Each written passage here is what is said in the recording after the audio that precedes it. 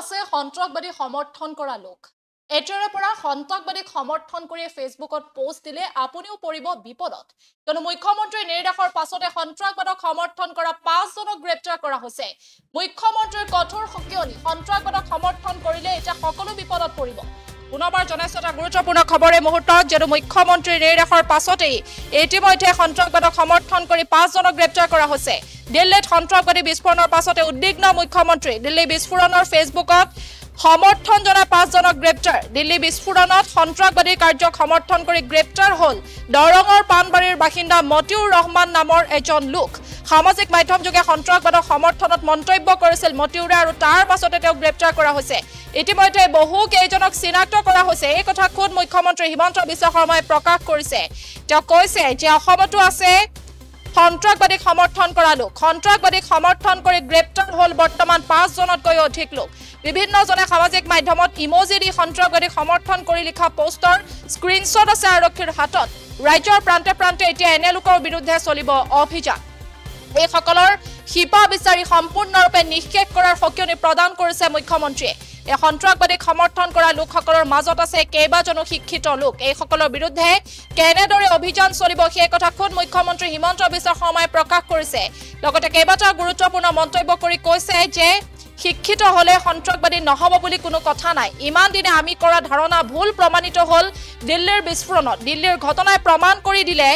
অশিক্ষিত নহয় শিক্ষিত লোকেহে জেহাদ সৃষ্টি কৰিছে শিক্ষিত লোকেই জেহাদ কৰাৰ পিছত গৰিহণা দিয়াৰ বিপৰীতে এছামে সামাজিক মাধ্যমত তাক সমৰ্থন কৰি পৰিৱেশ বিনষ্ট কৰিছে আৰু অসমতো ইতিমধ্যে তেনে বহু লোকক চিনাক্ত কৰি গ্ৰেপ্তাৰৰ নিৰ্দেশ প্ৰদান কৰিছে মুখ্যমন্ত্ৰীয়ে আৰু মুখ্যমন্ত্ৰীৰ নিৰ্দেশৰ পাছতে ইতিমধ্যে 5 জনক গ্ৰেপ্তাৰ কৰা হৈছে কামৰূপত 5 জন তামুলপুৰত এজন কাৰ্বি আংলঙত এজন গোৱালপাৰাত দুজন ইতিমধ্যে এই লোক কেইজনক চিনাক্ত কৰা হৈছে কামৰূপত 5 জনকৈ লোক তামুলপুৰত এজন কাৰ্বি আংলঙত এজন গোৱালপাৰাত দুজন লোক বৰপেটাত 4 জন কাছাৰত এজন নলবাৰীত 3 জন হুজাইত 2 জন বাক্সাত এজন যোৰহাটত এজন দক্ষিণ হালমাৰাত এজন আৰু কামৰূপ মহানগৰত এজনক চিনাক্ত কৰা হৈছে আৰু এই সকলক গ্ৰেপ্তাৰৰ পাছতে তেওঁলোকৰ লিংক বিচৰা হ'ব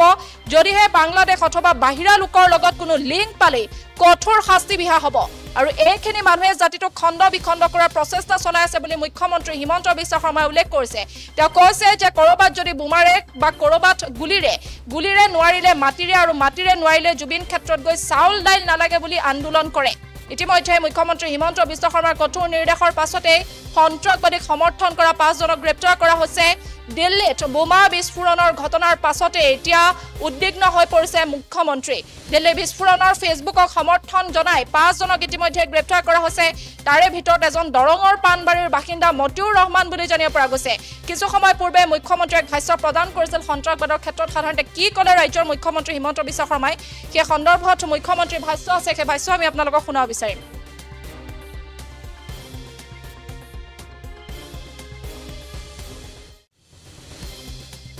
এটা কথা বুজি পাইছে যে শিক্ষিত হলে সন্ত্ৰাসবাদী নহব তেনেকুৱা কোনো কথা নাই এটা ধাৰণা কৰা হৈছিল ইমান দিনে আমাৰ বিধানসভাত কোৱা হৈছিল যে এখেতসকল শিক্ষা দীক্ষাত পিছ পৰি আছে কাৰণে এখেতসকল বা এওঁলোকক বিভিন্ন কামত মানুহে ব্যৱহাৰ কৰে কিন্তু এইবাৰ দিল্লীত যিটো আমি ঘটনা দেখা পালোঁ অশিক্ষিত লোকে কৰা নহয় শিক্ষিত লোকে জেহাদ কৰিছে আৰু শিক্ষিত লোকে জেহাদ কৰাৰ পিছত তাক গৰিহণা দিয়াৰ পৰিৱৰ্তে অসমৰ এছাম লোকে ফেচবুকত স্মাইলি থামছ আপ ভাল হৈছে বিভিন্ন ধৰণৰ মতামত দি আমাৰ ইয়াৰ পৰিৱেশটো বিভিন্ন ধৰণে অৱনতি কৰিবৰ বাবে চেষ্টা কৰিছে এইখিনিয়ে মানুহ যোৱাকালিলৈকে জুবিন ক্ষেত্ৰত গৈ চাউল দালি নালাগে আন্দোলন কৰি আছে একেখিনি মানুহ আৰু বম ব্লাষ্টৰ পিছত একেখিনি মানুহে বম ব্লাষ্টক আদৰণি জনাইছে কামৰূপ জিলাত আমি 5 গৰাকী তামুলপুৰত 1 গৰাকী কাৰ্বি আংলঙত 1 গৰাকী শোণিতপুৰত 2 গৰাকী গোলাঘাটত 2 গৰাকী বঙাইগাঁৱত 3 গৰাকী গোৱালপাৰাত 2 গৰাকী বৰপেটাত 4 গৰাকী কাছাৰত 1 গৰাকী নলবাৰীত 3 গৰাকী হুজাইত 2 গৰাকী বাক্সাত 1 গৰাকী দৰঙত 3 গৰাকী, যোৰহাটত 1 গৰাকী, সাউথ সালমাৰত 2 গৰাকী আৰু কামৰূপ মহানগৰত 1 গৰাকী। এই মানুহখিনিক আমি আইডেন্টিফাই কৰিছোঁ।